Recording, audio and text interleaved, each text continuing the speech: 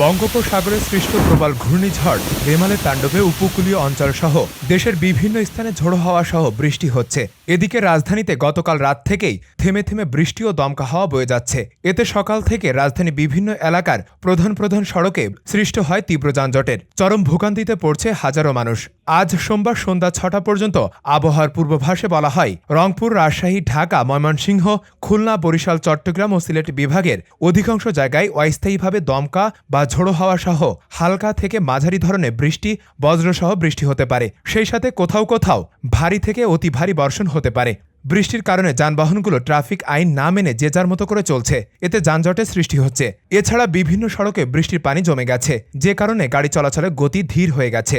এদিকে আবহাওয়ার বিজ্ঞপ্তিতে বলা হয়েছে, প্রবল ঘূর্ণিঝড় কেন্দ্রের ৬৪ কিলোমিটারের মধ্যে বাতাসের একটানা সর্বোচ্চ গতিবেগ ঘণ্টায় ৯০ কিলোমিটার, যা দমকা অথবা ঝোড়ো হাওয়া আকারে ১২০ কিলোমিটার পর্যন্ত বৃদ্ধি পাচ্ছে। পায়রা মোংলা সমুদ্র বন্দরকে ১০ নম্বর মহাবিভার দেখিয়ে যেতে বলা হচ্ছে।